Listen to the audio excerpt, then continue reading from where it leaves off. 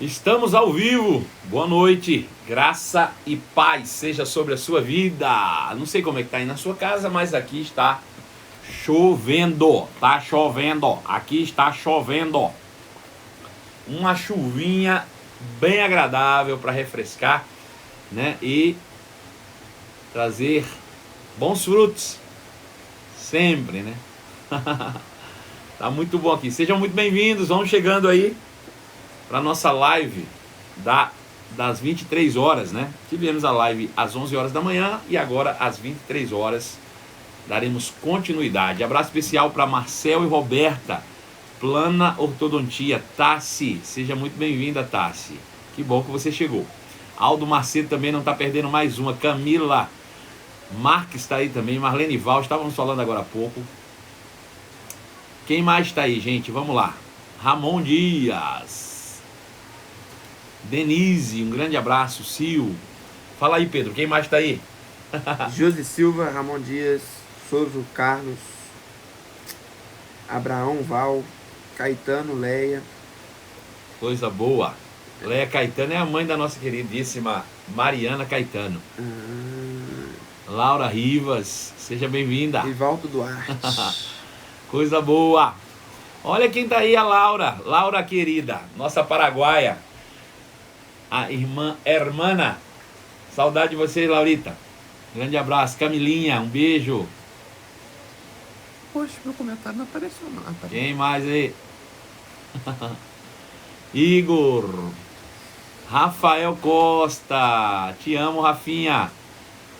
Tá todo mundo aí. Estamos quase chegando aos 50. Hoje vai ser rapidinho. Vamos começar já no nosso conteúdo exclusivo, né? Estamos falando durante essa semana inteira sobre o ministério glorioso do Espírito Santo. Ora, se o ministério escrito em letras de pedra trouxe a sua glória, muito mais será glorioso o ministério do Espírito Santo, né? A gente precisa estar ciente disso. Se quando Moisés estabeleceu a lei, a primeira aliança foi demonstrada com certa glória, e mesmo que essa glória na face de Moisés diminuísse aos poucos, muito mais será glorioso o ministério da glória que permanece. Essa é a glória do Espírito Santo em nós, né? Ela permanece sempre, né? Nunca vai diminuir, só vai aumentar, em nome de Jesus. Então, ó, vai chegando e vai compartilhando com seus contatos. Cada um compartilha para pelo menos 5 pessoas.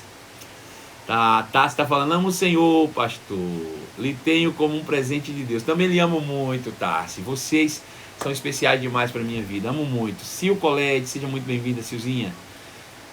Tá todo mundo aí. Quem tá mais aí? Maria Luísa, um abraço. Guizeira, Gui, um beijo. Um beijo para você, um beijo para Bela. Amo vocês. Glória a Deus, gente. Toca o dedo no coraçãozinho aí e vamos compartilhar pra gente começar rapidinho. Quando passar de 50 eu começo. Prometo pra você. Bom, chegamos a 50. Que coisa boa. Vamos lá, gente, cabe mais. Cada um compartilha pra 5. Você já compartilhou pra 5? Seja sincero com você agora. Você já compartilhou pra pelo menos 5 contatos aí? Faz esse sacrifíciozinho aí, vai lá. Faz esse exercício aí. Todo mundo fazendo o exercício do compartilhamento. Vai, cada um compartilha pra 5. A gente aumenta o nosso alcance, a nossa audiência, né? E a gente entra num conteúdo exclusivo agora para você. Então, vamos fazer lembrar-se novamente daquilo que nós falamos desde o primeiro dia. Começamos a falar sobre o batismo do Espírito Santo aqui, ou sobre o ministério do Espírito Santo, né? A gente viu a partir de Gálatas, e eu vou citando os versículos aqui, você vai anotando aí para depois você conferir. Agora eu não vou abrir não, que eu só estou fazendo revisão, tá bom? Com vocês. Então veja. A gente falou aqui que Jesus, ele se fez maldito em nosso lugar, para que por meio da sua maldição nós nos tornássemos benditos e fôssemos arrancados da maldição da lei, transportados para a graça bendita de Deus. Tudo isso para nos justificar e para que pudéssemos receber pela fé o Espírito Santo que Deus nos havia prometido desde a antiga aliança. Então, pensando por esse prisma, a gente vai entender que era uma grande expectativa de Deus que todos nós fôssemos cheios do Espírito, ou seja, que Deus pudesse habitar dentro de cada um de nós. É bem interessante, porque pensando dessa maneira, eu me lembro aqui agora do texto da mulher samaritana. E todos vocês conhecem aquela mulher que estava junto ao tanque de Jacó, quando Jesus estava ali, e ela veio tirar água daquele tanque, e Jesus pediu água para aquela mulher, e eles tiveram uma conversa alongada. Por fim, ela disse: Senhor, vejo que tu és profeta, né? E por meio dessa afirmativa dessa mulher, ela faz uma pergunta. Ela diz: nossos pais adoraram no monte, vocês judeus adoram no templo, né? E eu fico perdida sem saber onde é o lugar correto da adoração, é no monte ou é no templo? E Jesus dá uma resposta interessante. Ele diz: olha, vocês samaritanos estão adorando no monte, mas adoram o que não conhece, ou sem conhecimento, ou melhor, sem revelação. Bom, mas é certo que um dia todo mundo adorou a Deus no monte. Quando eu digo todo mundo, no trato passado, né? Abraão adorou a Deus no monte, por exemplo. E Abraão também é o pai dos samaritanos. Por isso, Jesus, aquela mulher afirmou que os nossos pais adoravam no monte. Os pais, tanto de judeus quanto de samaritanos, que eram Abraão, Isaac e Jacó, esses adoraram no monte. Mas eles não adoraram no monte porque Deus não poderia ser adorado de outra forma. É porque eles não conheciam a Deus, não tinham a revelação de Deus. E a única forma que eles conheciam de adoração era subindo a um monte alto. Creio eu que eles acreditavam que quanto mais alto eles subissem, mais próximo de Deus estavam. E essa era a revelação que eles tinham. E Deus aceitava-lhes essa adoração por causa da sua revelação. E aí surge algo interessante. A sua adoração a Deus nunca vai ser superior à revelação que você tem de Deus. Eu vou falar de novo. A sua adoração a Deus nunca será maior do que a revelação que você tem de Deus. Então eles tinham a revelação e adoravam a Deus no monte. Vieram os judeus, através de Moisés. Deus se aproxima, ou na verdade Moisés se aproxima de Deus. E Deus diz: Moisés, construa um tabernáculo, uma arca, e eu vou habitar lá dentro dessa arca para ficar mais perto de vocês. Então, eles passam agora a adorar Deus dentro desse tabernáculo. E depois passa para um templo, né? Quando Salomão constrói o templo. E a presença de Deus estava dentro desse templo. Veja que ele já está mais próximo agora. Só que Jesus diz que essa era a revelação judaica. Os judeus entenderam isso e adoravam a Deus no templo. Mas que chegaria um tempo, mas que de fato esse tempo já havia chegado, que ele era o primeiro exemplar desse novo tempo. E nesse novo tempo, os verdadeiros adoradores não adorariam a Deus nem mais no monte, nem adorariam a Deus mais no templo. Eles adorariam a Deus no Espírito. Veja, por que se adorar a Deus no Espírito? Porque Deus agora habita dentro do nosso Espírito, né? E eu adoro a Deus a partir do Espírito. Quando eu vivo em Espírito, quando eu ando em Espírito, eu passo a adorar o meu Deus, né? Então, isso leva a gente a essa adoração por meio da compreensão agora. Então veja, Jesus, ele morre na cruz e ele faz tudo o que ele precisa fazer para que o Espírito Santo viesse habitar dentro de nós, cumprindo a promessa de Deus, desde a antiga aliança, que ele disse: um dia eu quero habitar dentro de vocês, um dia eu quero estar com vocês, dentro de vocês. Jesus propicia isso. De que maneira? Morrendo na cruz. Então, Jesus, quando ele vem aqui no seu ministério terreno, ele diz: olha, tem algo que eu quero contar para vocês. Por enquanto, vocês ainda não podem receber, mas quando eu for lá naquela cruz, resolver o problema para vocês, ou seja, a minha obra na cruz, redimir vocês, eu vou voltar, vou receber vocês para mim, para que aonde eu estou, ou seja, na presença do Pai, vocês possam estar também. E aí, nós vimos hoje pela manhã que o Espírito Santo revela duas obras em nós. A primeira se dá por meio do novo nascimento. Quando eu nasço de novo, o Espírito Santo vem habitar dentro de mim. E o Espírito Santo dentro de mim, ele serve para a minha santificação pessoal, ou para a minha edificação pessoal. O Espírito Santo habitando dentro de mim é para moldar o meu caráter, é para que eu ande segundo o caráter de Cristo. Ele, dentro de mim, me inspira, me guia, me santifica todos os dias da minha vida. Essa é a primeira experiência do Espírito Santo em nós. É por meio do novo nascimento. É quando eu aceito Jesus, é quando eu nasço de novo e o Espírito Santo vem habitar dentro de mim. E por meio da habitação do Espírito em mim, eu posso andar como Jesus andou.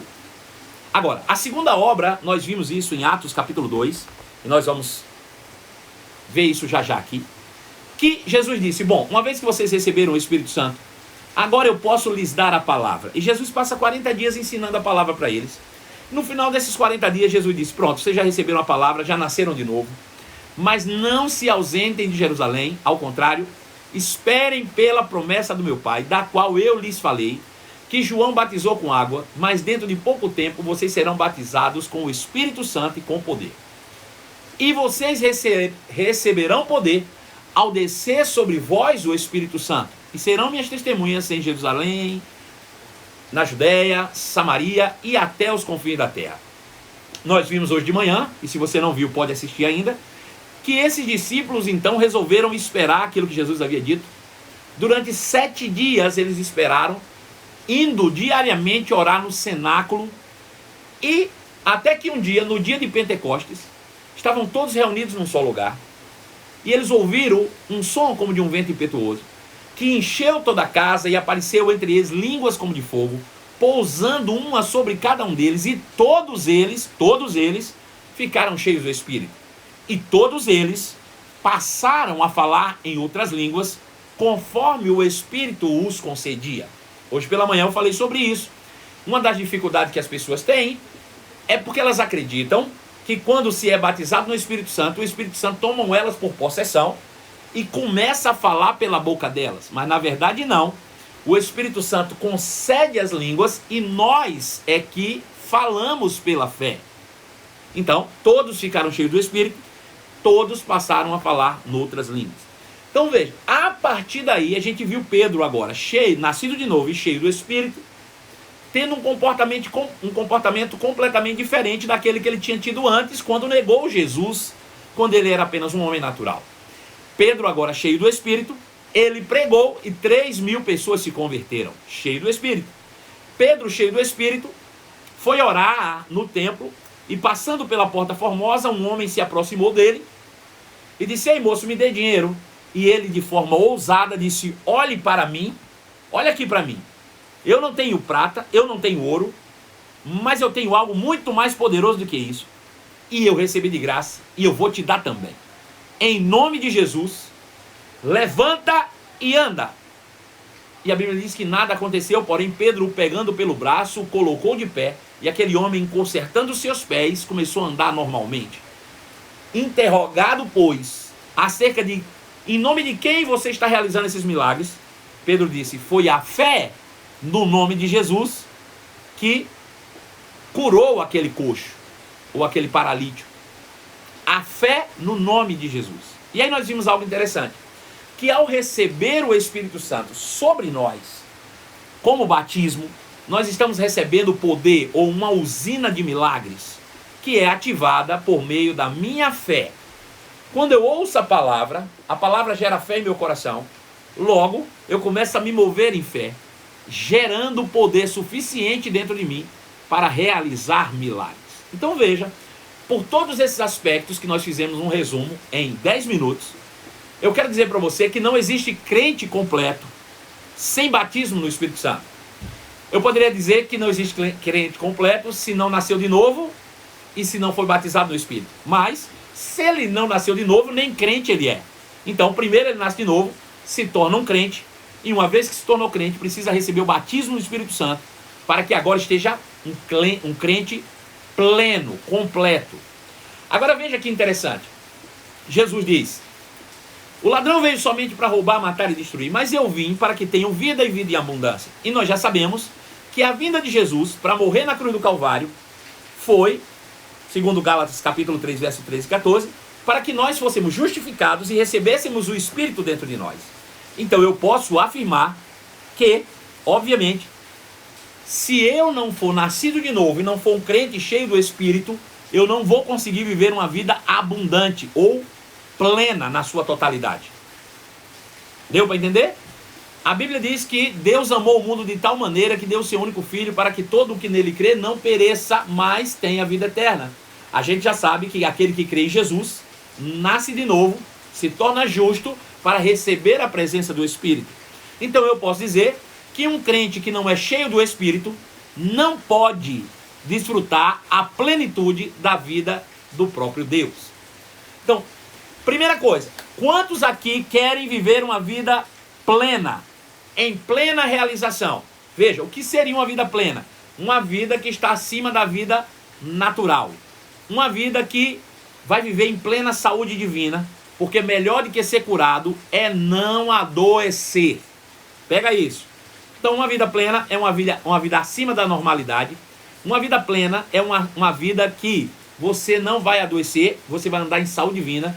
E uma vida plena é uma vida que você tem recursos, não apenas para a sua suficiência, mas também para superabundar em rica generosidade.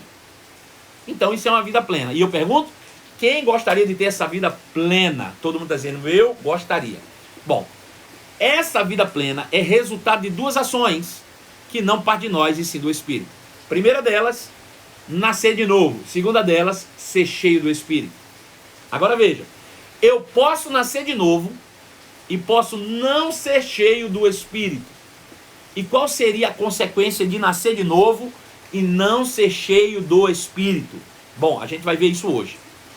Segunda coisa, eu posso nascer de novo, ser batizado no Espírito Santo, ter sido cheio do Espírito uma vez e nunca mais me encher de novo. Isso é uma possibilidade. Sim ou não? E qual seria a consequência disso? De um dia eu ter sido cheio e nunca mais ter me enchido de novo. Veja, vale a pena lembrar, antes da gente entrar no texto que eu quero mostrar para vocês, que o apóstolo Paulo em Efésios, capítulo de número 5, versículo de número 15, ele diz algo interessante e eu quero ler para você. Só para você não esquecer disso enquanto nós vamos entrar no texto especificamente que eu quero mostrar para vocês hoje. Efésios, capítulo 5, verso de número 15, que é o texto que nós já lemos muitas vezes aqui. Ele diz, portanto, sejam cuidadosos no seu modo de viver. Não vivam como insensatos, mas como sábios. Veja, a diferença entre viver insensatamente e como sábio diz respeito à obra do Espírito Santo que está dentro de nós. Veja, viver de forma sábia ou insensata diz respeito a eu ter uma consciência da presença de Deus dentro de mim. Se eu carrego ou vivo uma vida consciente da presença de Deus em mim, eu vivo de maneira sábia e não de maneira insensata, aproveitando ao máximo todas as oportunidades nestes dias maus. Não ajam de forma impensada, mas procure compreender ou entender qual é a vontade do Senhor. Não se embriaguem com vinho ou com o mundo, pois ele os levará ao descontrole. Ao invés disso, enchei-vos do Espírito, cantando salmos, hinos, cânticos espirituais entre si e louvando o Senhor de coração com música. Em outra versão diz, falando entre vós, com salmos, hinos e cânticos espirituais. Veja, o apóstolo Paulo, ele ensina para a igreja de Efésios a maneira como se deve ser cheio do Espírito. A gente se enche do Espírito quando nós falamos, cantamos, salmodiamos, louvamos ao Senhor de coração com música. Então, orar em outras línguas me faz ser cheio do Espírito. E essa é a condição de você ter uma vida plena. É viver uma vida cheia da palavra e cheia do Espírito. Então veja, eu tenho a palavra de Deus dentro de mim. Tenho a presença de Deus dentro de mim que me faz andar de maneira justa e piedosa. Mas posso me encher do Espírito todos os dias, orando, falando entre vós, entre nós, em outras línguas. Então essa é a maneira. Veja, a gente quer viver de maneira plena e desfrutar de tudo que Deus tem. Mas eu te pergunto aqui, quantos aqui acreditam que oram em línguas pelo menos 50% do seu dia útil? Quem aqui acredita que ora em línguas pelo menos 50% do seu dia útil? Alguém aí se habilita em dizer que ora em línguas pelo menos 50% do seu dia útil? Tem alguém que acredita nisso? 50%? Dou-lhe uma, dou-lhe duas, dou-lhe três. Acho que não. Bom, vamos baixar um pouco. Quem aqui ora em línguas pelo menos 30% do seu dia útil? O que seria o dia útil? Seria em torno de 16 horas. 16 horas com 30%, a gente teria aí em média quase 5 horas por dia. Quem aí ora 30% em línguas durante o dia? Dou-lhe uma, dou-lhe duas, dou-lhe três. Acho que não. Vamos diminuir um pouco. Quem ora pelo menos 10% em línguas durante o seu dia útil? O que seria isso? Em média 2 horas, 1h30, 2 horas. Quem ora aí pelo menos 2 horas em línguas todo dia? No dia útil, né? Segunda a sexta. Alguém se arrisca a dizer isso? Segunda a sexta. Pedro está perguntando se é de segunda a sexta. Todos os dias, rapaz. Acho que ninguém se arrisca a isso também não, né? Dou-lhe uma, dou-lhe duas, dou-lhe três. Pois bem, então fica aí a resposta por que nós não vivemos a plenitude do que Jesus tem para nós. Porque não estamos dispostos a praticar o que a palavra está mandando, né? Veja, se eu já sei que o segredo de uma vida plena está cheio da palavra e cheio do Espírito, eu preciso meditar na palavra de dia e de noite e eu preciso orar todo o tempo no Espírito. É isso que a Bíblia diz, orando em todo o tempo no Espírito. Pastor, mas eu estou trabalhando, mas enquanto trabalha você ora em línguas. Trabalho no Uber, eu oro em línguas. Eu não preciso botar volume, eu posso orar em voz baixa. Eu estou lavando prato na cozinha, estou orando em língua. Isso é um hábito. Se você colocar isso como prática diária, você vai criar um novo hábito e você vai orar. E à medida que você ora em línguas e se enche da palavra, deixa eu te dizer, a tua vida vai ganhar outro patamar e outro rumo na tua vida. Pode ter certeza disso. Você pode pegar o testemunho dos grandes ministros do evangelho da antiguidade ou da atualidade, todos eles vão dizer a mesma coisa. O segredo é oração em outras línguas e meditação na palavra de Deus. Fala comigo, Pedrão. Teve até um livro que o senhor me falou outro dia. Sim. Que é Bom Dia Espírito Santo, eu acho. Do reverendo Benny Hinn.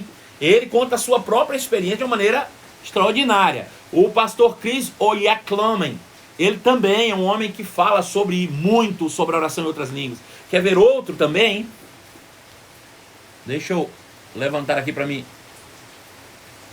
Ainda. Quer ver outro também?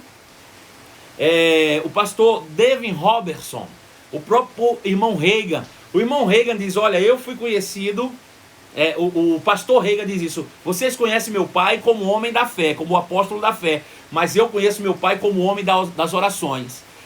O irmão Reagan, ele diz que já ficou 2, 3 dias orando em outras línguas sem parar.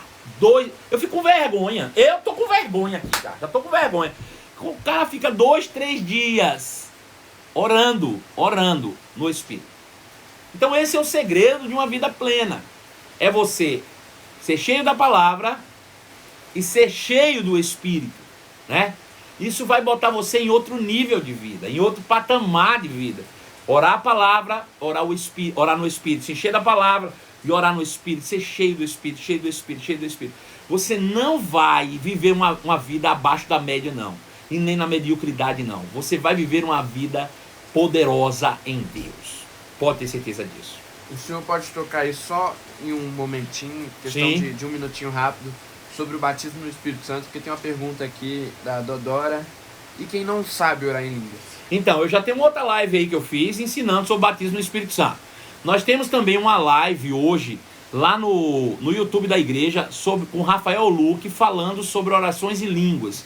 Como receber o batismo no Espírito Santo. Corre lá e pega, porque é pela fé. Eu fiz isso aqui outro dia, acho que foi ontem ou antes de ontem à noite. Eu até orei aqui pelo batismo no Espírito Santo, né, para as pessoas receberem aí. E foi poderoso. Agora eu quero mostrar para vocês um texto que vai evidenciar isso, trazer uma luz, uma clareza muito grande para você. Veja só.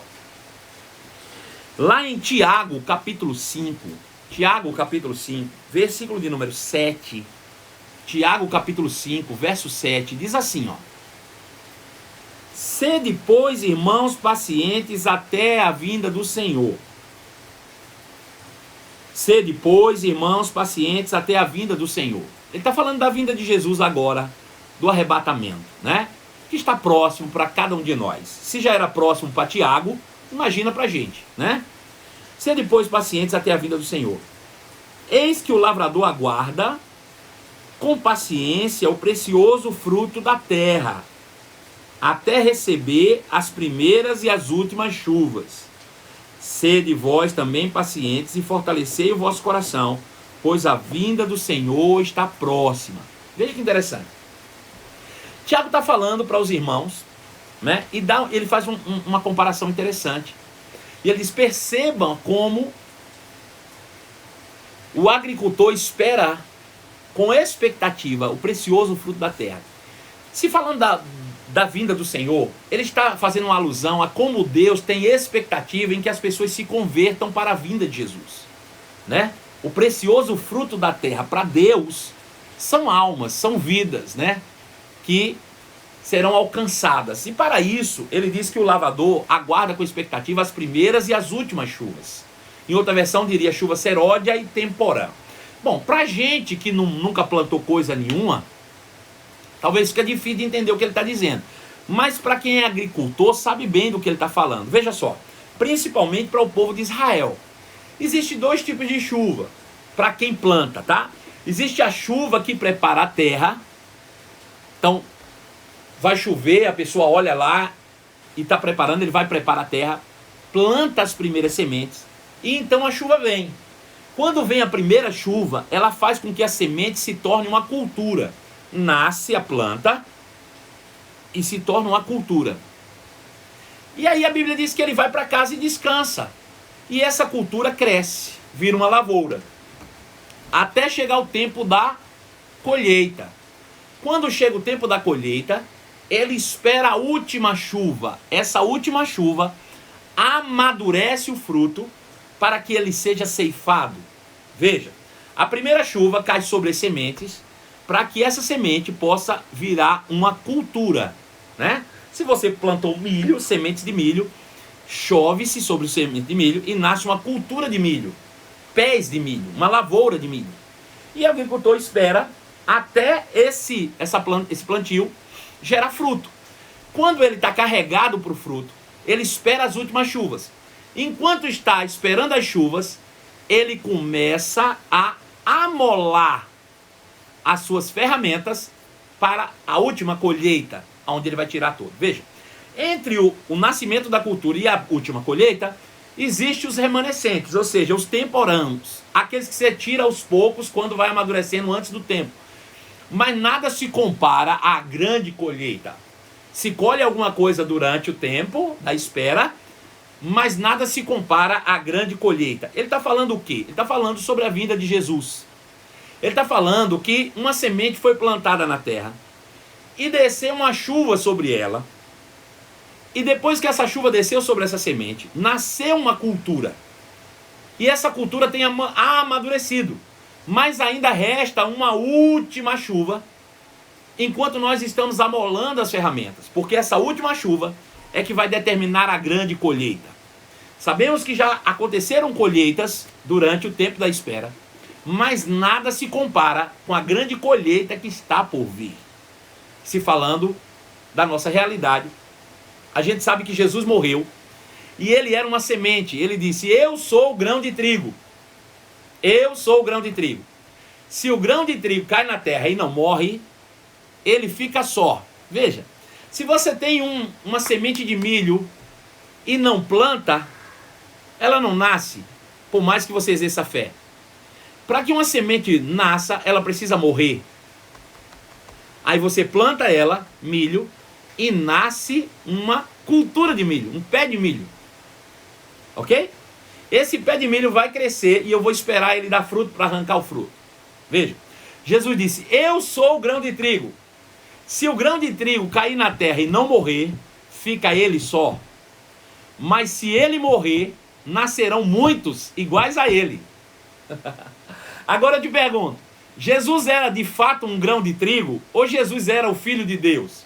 Pergunta para você. Jesus era um grão de trigo ou Jesus era o Filho de Deus? Quem pode me falar isso aí? Veja, quando Jesus disse eu sou o grão de trigo, ele está fazendo uma metáfora, né?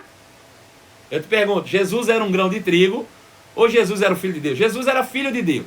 Então, se eu troco a palavra grão de trigo por filho de Deus, fica assim: eu sou o filho de Deus. Se o filho de Deus cair na terra e não morrer, fica ele só, unigênito. Mas se ele morrer, nascerão muitos filhos iguais a ele. Sim ou não? Pois bem, eu pergunto: Jesus morreu ou não morreu? Quem pode me dizer aí se Jesus morreu ou não morreu?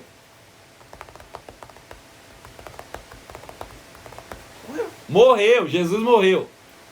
Então ele não ficou só, ele se tornou, deixou de ser o unigênito para se tornar o quê? Primogênito. O primogênito. E nasceu na sua ressurreição uma nova cultura, uma cultura de filhos de Deus, uma lavoura de filhos de Deus. Eu poderia chamar de uma nova criação. Deu para entender? O que é a nova criação? Uma cultura de filhos de Deus. Nova criação iguais a ele. Então, ele disse: primeira chuva, depois que Jesus morre e ressuscita, ele aparece aos discípulos e diz assim: ei, vem cá. Da mesma forma como o Pai me enviou, eu também vou enviar vocês. Só não se ausentem de Jerusalém e esperem pela promessa do meu Pai, da qual eu lhes falei, que João batizou com água, mas dentro de pouco tempo vocês serão batizados com o Espírito Santo e com poder. E receberão poder ao descer sobre vós o Espírito Santo. E serão minhas testemunhas em Jerusalém, Judéia, Samaria e até os confins da terra. Pois bem, eles esperaram, receberam a Jesus e esperaram. E o que foi que aconteceu? Estavam todos reunidos num só lugar e eles ouviram um som. Som de quê, gente? O som do que eles ouviram quando eles estavam reunidos num só lugar era um som de quê? Quem pode me dizer? Hein? Era um som de quê? Alguém vai me responder aí, quer ver? Gente, enquanto vocês pegam as revelações, vai tocando no coração e compartilhando aí pra gente chegar mais gente aí. Eles ouviram um som de um vento impetuoso, ou como um vento de tempestade, como um vento de chuva. Só que eles estavam trancados em um só lugar, e eles ouviram um som de um vento como uma chuva, um vento impetuoso. Eu imagino Pedro dizendo assim: gente, vocês estão ouvindo esse vento? E João disse: Pedro, fica calado, toda hora tu fala, toda hora tu atrapalha. Ele disse: cara, tá chovendo lá fora. Tá chovendo, vocês não estão ouvindo o vento? Só pode estar chovendo. Deve ter perguntado então para Tomé: Tomé, você ouviu? Ele disse: ouvi. Ele disse: não é chuva, ele só acredita se ouvir. Tomé só acredita vendo. Ele só acredita se ouvir. Ouvindo eu não acredito não. Então, de repente caiu sobre eles chuva de poder. A chuva do Espírito, ou seja, as primeiras chuvas que caíram sobre as sementes para gerar cultura. E na primeira pregação que Pedro fez, 3.000 pessoas se converteram. Depois Pedro sobe para o templo, como eu falei agora há pouco, e cura um paralítico. E por causa da cura do paralítico, mais uma palavra é dada no templo, e 5.000 pessoas se converteram de uma única vez. Veja o poder da chuva sobre sementes. Veja o poder dessa chuva. Eles eram apenas 12, na verdade se tornaram aproximadamente 70 pessoas. Depois 120. Dos 120 foram cheios do Espírito, e por causa da chuva que desceu sobre eles, o avivamento, a igreja pulou de 120 para 8.120 pessoas, assim ó, pá, por causa da primeira chuva. Só que veja, a Bíblia diz que o agricultor aguarda com expectativa até virem as chuvas. A primeira chuva já veio. E ela veio para transformar a semente em cultura. Nós estabelecemos o reino de Deus, a cultura dos filhos, a cultura do reino sobre a terra. Mas ainda falta uma última chuva. Que última chuva é essa? A chuva dos últimos dias. A chuva da grande colheita. Aonde haverá um grande manifestado Espírito. E haverão conversões em massa. Eu acredito, irmãos, que nós estamos muito próximo disso tudo acontecer. Muito próximo. Agora veja algo interessante.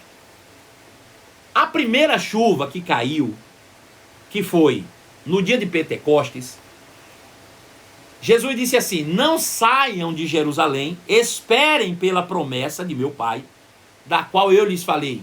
E eles, ouvindo, creram e aguardaram com expectativas. De repente desceu. A chuva caiu e inundou eles. Bom, vamos pensar numa coisa aqui. Quando foi, quem se lembra, quem está aí pode me ajudar, que choveu pela primeira vez sobre a terra? Quem pode me dizer? Hã? Quem pode me responder quando foi que choveu pela primeira vez sobre a terra? Quem pode me dizer? Hã? Alguém disse Noé. Sim, na arca de Noé. Sim, o que mais? Como é o nome? No dilúvio. Isso aí, no dilúvio. Veja. No dilúvio. Agora, como se deu essa chuva no dilúvio? Quem foi responsável por fazer essa chuva descer? Essa chuva foi natural ou foi sobrenatural? Quem pode me responder? Se a chuva do dilúvio foi uma chuva natural ou foi uma chuva sobrenatural? Quem pode me responder isso aí? Vou esperar, tá bom? A chuva que caiu no dilúvio foi natural ou foi sobrenatural? Alguém já disse, não existia chuva. Não existia mesmo. Bom, então foi sobrenatural. Agora, como se deu esse sobrenatural? Deus falou para Noé, por causa da carnalidade dos homens, descerá sobre a terra um dilúvio e vai matar todo mundo. A Bíblia diz que Noé, eu vou abrir o texto para você, Hebreus capítulo 11, versículo de número 7, diz assim: pela fé, Noé, divinamente instruído acerca dos acontecimentos que ainda não se viam, ou seja, a chuva, mas sendo temente a Deus, aparelhou uma arca para a salvação da sua casa, pela qual condenou o mundo e se tornou herdeiro da justiça pela fé. Veja, Noé ouviu Deus falar, creu no que Deus disse e aparelhou uma arca. E porque ele creu, ele condenou o mundo. Noé condenou o mundo, ou seja, a fé de Noé no que Deus havia dito fez com que a chuva se precipitasse sobre a terra. É isso que a Bíblia está dizendo. Agora veja, Noé creu em Deus e a chuva caiu sobre a terra. Quantas vezes mais depois desse dia precisou chover sobrenaturalmente sobre a terra? Quem pode me dizer isso? Essa foi a primeira chuva que aconteceu. Depois desse dia, deixou de ter chuva? Deixou, Pedro? De lá para cá deixou de ter chuva? Não. Tá chovendo aqui em casa agora. Tá vendo? Tá chovendo. Mas aquela foi a única chuva que precisou cair de forma sobrenatural. Porque aquela chuva encheu os rios, fez transbordar os mares. Essa água que desceu evaporou-se e encheu as nuvens. Essas nuvens ficaram carregadas e se precipitaram sobre a terra em forma de chuvas. Essas chuvas, por sua vez, transbordaram os rios, encheram os mares, eles evaporaram as nuvens, encheram as nuvens, que se precipitaram sobre a terra em forma de chuva. Então perceba que depois da primeira chuva que houve de forma sobrenatural, passou a acontecer um ciclo. Ou seja, a água que desce é a mesma que sobe e enche as nuvens e que desce em forma de chuva. Isso é naturalmente. Agora eu te pergunto, quantas vezes vai precisar o Espírito Santo descer sobre a terra de forma sobrenatural? Quem pode me responder? Para gerar um avivamento. Quantas vezes o Espírito Santo vai precisar descer na terra de forma sobrenatural, como foi em Pentecostes, para gerar um avivamento? Quem pode me responder isso? Será que alguém sabe? Uma única vez, igual a chuva, claro. Por quê? Porque o Espírito desceu e nos encheu. E o que é que a gente precisa fazer agora? Encher as nuvens. Como é que eu encho as nuvens? Adorando a Deus, me enchendo do Espírito. E o mesmo Espírito que eu elevo a Deus em adoração é o mesmo Espírito que desce sobre mim, em forma como chuva. Veja que interessante. A Bíblia diz que eles foram cheios do Espírito em Atos 2. Em Atos 4, Pedro vai na Porta Formosa e cura um paralítico. E aí eles tentam aprisionar Pedro para que Pedro não pregasse mais em nome de Jesus. E aí, a Bíblia diz que os discípulos se juntaram, todos eles, e começaram a orar ao Senhor. E eles oraram e adoraram ao Senhor. Atos capítulo 4, a igreja reunida, toda em uníssono, a igreja inteira orando por um só propósito. Começaram a orar. Oh, Senhor, olha as ameaças que eles estão fazendo. Começaram a adorar. Só que eles não ameaçaram ninguém. Eles disseram, Senhor, nós só queremos que o Senhor faça o seguinte, nos dê intrepidez, nos dê ousadia para continuar pregando essa palavra. Enquanto o Senhor confirma cada uma das palavras com poder, com milagres, com maravilha, em nome do nosso Senhor Jesus Cristo. A Bíblia diz, enquanto eles oravam, as paredes daquele lugar sacudiram, balançaram, estremeceram. Por quê? Porque eles encheram o céu com a sua adoração, que se precipitou sobre eles em forma de poder de chuva. É assim que a gente faz.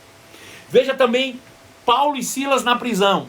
Era meia-noite e eles oravam e adoravam a Deus cheios do Espírito.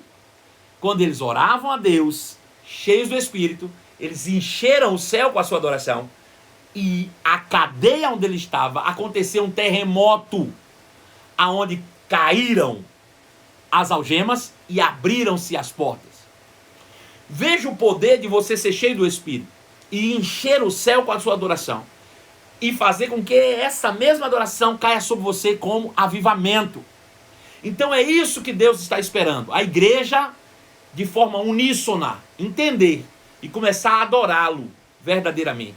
E eu tenho visto isso acontecendo nesses dias de caos. A gente tem visto isso agora, é por isso que eu estou dizendo, está muito perto, irmãos, do grande avivamento. Porque quando esse poder começar a voltar, dessa adoração que a gente está elevando aos céus, isso vai se manifestar poderosamente em milagres, sinais, maravilhas e prodígios. E o mundo, assim como com Pedro, viram milagres e se converteram. Assim também será conosco. Eles verão os milagres através das nossas vidas e se converterão dos seus maus caminhos. Dos seus maus caminhos. Então veja, a primeira chuva que veio foi em Pentecostes e ela criou uma cultura. Mas as últimas chuvas agora, elas prometem uma grande colheita. Elas prometem, e a Bíblia diz que o agricultor aguarda com expectativa até que a terra produza o precioso fruto. Sabe o que é o precioso fruto para Deus? Vidas. Vidas, irmãos. Vidas. E essas vidas só serão alcançadas se estivermos cheios do Espírito. Se estivermos cheios da palavra, aleluia. Se eu pudesse, agora eu já estava correndo nesse lugar, meu irmão. Porque quando eu começo a falar do Espírito Santo, ele fica animado. É como se ele dissesse, olha, estão lembrando de mim. E aí ele começa a se mexer por dentro, irmãos.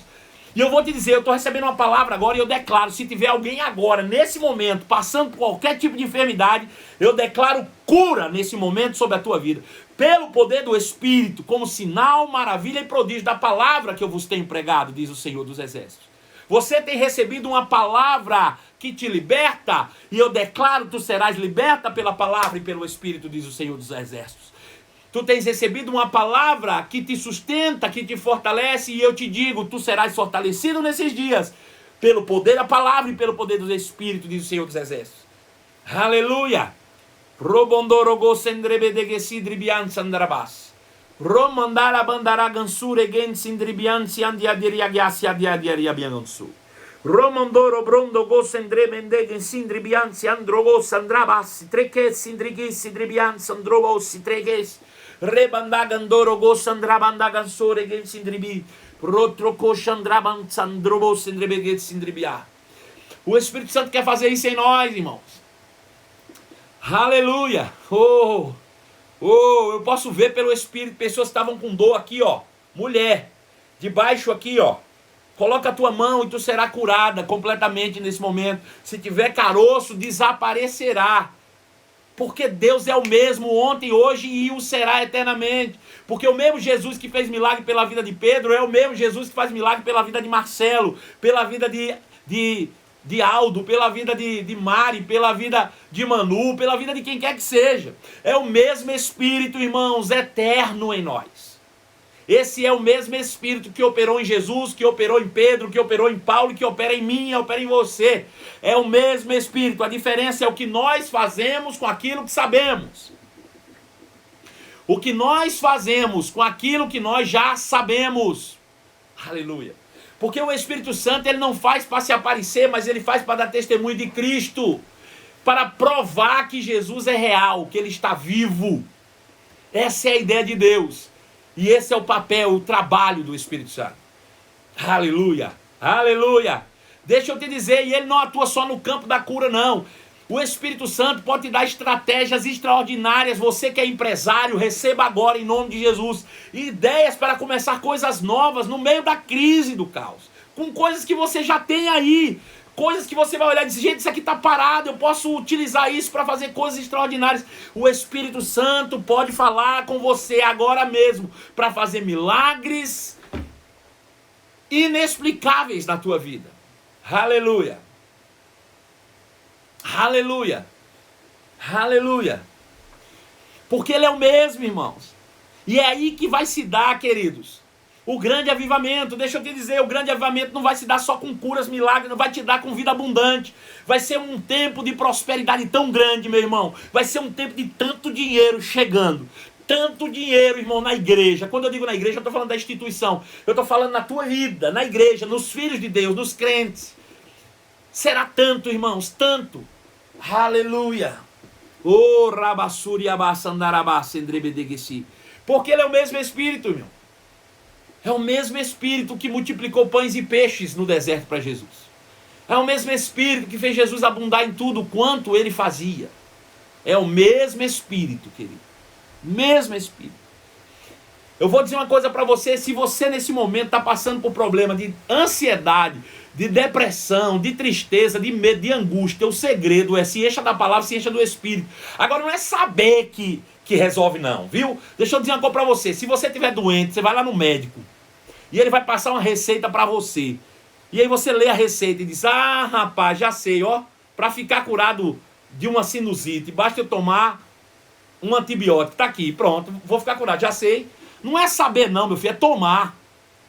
Se você só souber o que está escrito e não tomar um antibiótico, vai resolver não, naturalmente falando. Então só saber que ser cheio do Espírito vai te ajudar, não vai resolver não, se tu não tomar uma decisão hoje de se encher do Espírito. De tomar o que Deus está te dando hoje. De separar tempo para a tua vida. Olha, deixa eu dizer, uma coisa que você não pode dizer hoje é que você não tem tempo para orar em outras línguas. Tá aí uma coisa que você não pode dizer é que não tem tempo para orar em outras línguas. Aleluia. Aleluia. Então se enche do Espírito, ora em outras línguas. E você vai ver todas essas coisas desaparecer da tua vida. E ainda por cima, Deus fazer através de você coisas extraordinárias. Você ter superabundância na tua casa, não apenas para a tua suficiência, e não é só suficiência, é ampla suficiência, mas para abundar em toda generosidade. Imagina agora, ao invés de você estar dependendo de cesta básica, você está doando cestas básicas. Essa é a ideia de Deus para a igreja, irmãos. Essa é a ideia de Deus para a igreja. Tem pessoas, irmãos, que estão em casa, descansando, em paz, porque Deus tem cuidado delas e elas estão ainda repartindo o que tem com outros. Eu estou te falando porque eu sei, irmãos. Rica generosidade. Agora você quer ver uma desgraça na vida de uma pessoa? É estar seca, sem o Espírito Santo.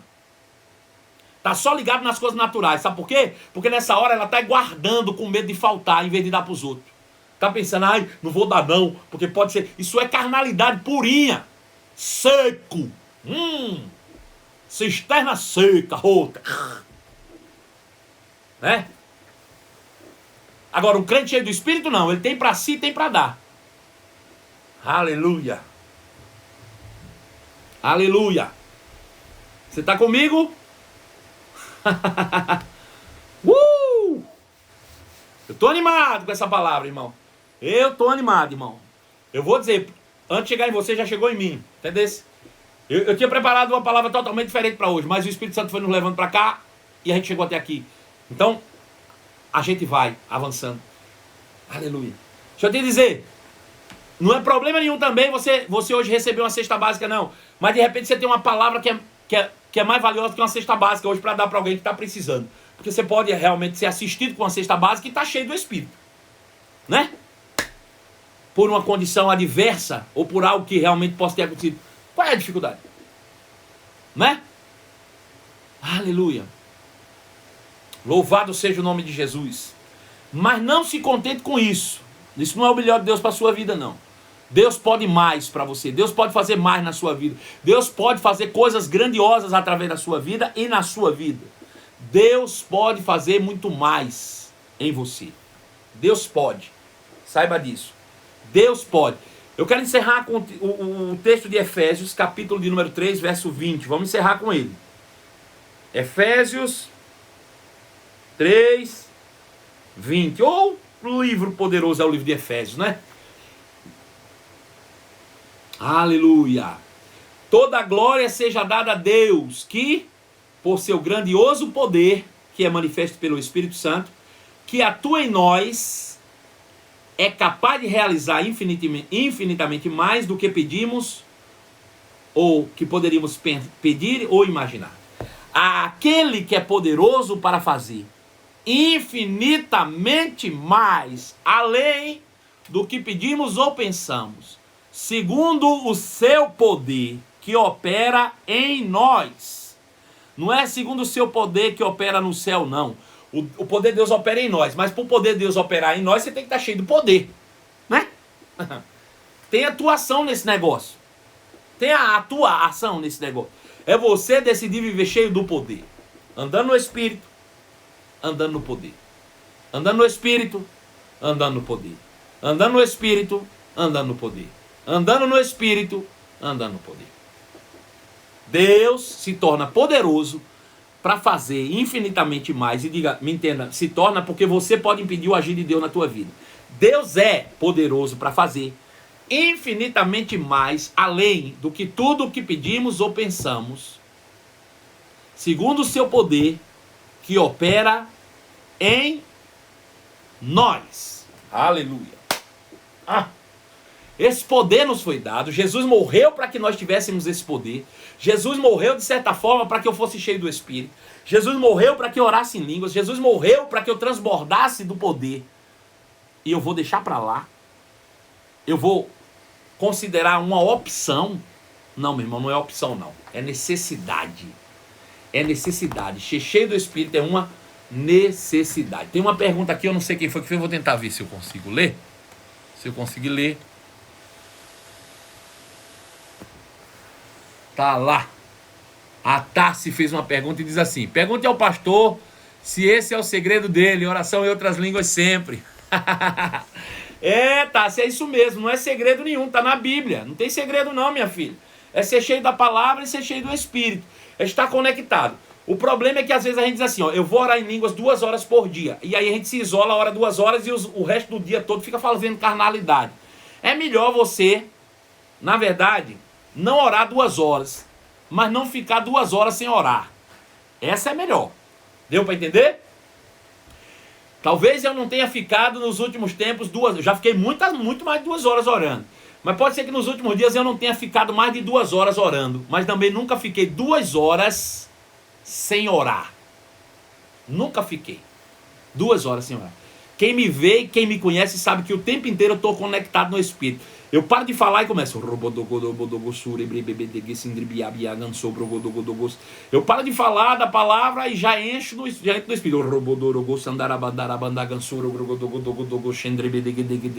O dia inteiro, irmão, o dia inteiro. De manhã, de tarde, de noite. De manhã, de tarde, de noite. Eu vou dormir, eu deito na minha cama para dormir, ó. Eu durmo, apago, orando em línguas. Eu deito e apago orando. Aí tem gente que gosta de dormir assistindo televisão. É uma escolha, você faz o que quer, né? Não, eu gosto de dormir assistindo série. Beleza, né? Agora como é que você vai se encher de série, né? Você se enche daquilo que vê, daquilo que ouve. Eu prefiro orar em outras línguas e me encher do Espírito. Nada contra. Assisto meus filmes, assisto minhas séries com o Pedro, né? Normalmente é meu companheiro de série, de filmes. Mas eu prefiro orar em línguas. Eu prefiro ser cheio do Espírito, né? Essa é a minha vontade todos os dias, né? E eu falo com o Senhor todos os dias: Senhor, meu desejo é esse, é ser cheio do Espírito. E aí eu pego a palavra de Deus e quando eu abro para ler, coisas que todo mundo lê de uma forma, o Senhor me mostra de outra maneira. Revelações. Não que eu esteja buscando algo novo. E você vai perceber que todas as revelações que eu trouxe para você, não é revelamento, né? Não é uma coisa que só para mostrar o quanto eu sei da palavra. É coisa que você já sabia, mas eu estou trazendo de uma maneira tão simples que fica ainda mais fácil para você compreender. E se torna principalmente praticável. Você nunca vai ver eu trazendo uma revelação aqui que você não consiga praticar. Só eu consigo. Não. O que eu tenho feito é te ensinar as mesmas coisas que você já sabe, mas tornando ela praticável na tua vida. Se o Evangelho, se tirarem a prática do Evangelho, só fica a religião. Se tirar a prática do Evangelho, fica só a religião, né? Então, eu preciso fazer isso. Diga comigo, Pedro, fala aí. Sabrina Virtuoso quer saber se a pergunta dela não tá aí, não. Deve estar, deixa eu ver. Espera aí. Lê aí, Sabrina Virtuoso. Pai, nossa passagem... Nessa passagem da mulher samaritana, da Samaria, Jesus não diz uma religião, mas sim uma condição espiritual. Exato. É a condição do homem. Veja, o nível da adoração não está ligado ao ídolo, tá ligado ao adorador. Tem gente que diz assim: os católicos adoram uma santa lá. O problema não é a santa, o problema é o católico que adora. O problema não está no ídolo, o problema está no adorador. Então veja, quando Jesus fala de adorar Deus no Espírito, o problema não está com Deus, está com o homem, que é o adorador. Agora que o homem, né, foi justificado e Deus pode habitar no seu Espírito, ele pode adorar Deus a partir do Espírito, né? É um lugar. O Espírito é um lugar da adoração. É onde Deus e o homem se encontram. É onde Deus e o homem estão em comunhão plena. É no Espírito. Então a partir de lá surge a adoração. Se você vive a partir dessa comunhão plena, que é o homem com Deus no Espírito, todas as suas ações serão adoração a Deus. Adoração deixa de ser apenas uma música, ou levantar as mãos, ou cantar louvor. Mas no momento em que você encontra-se com Deus nesse lugar, que é o Espírito, onde o homem e Deus estão em plena conexão, então, a partir daquele lugar, você influencia a sua vida e todas as suas ações, sejam em ação, sejam em palavra, serão dadas em honra e glória ao nosso Senhor Jesus Cristo. Tchau, um beijo para vocês, acabou a nossa live, tem 40 segundos. E até amanhã de manhã. Um beijo no coração.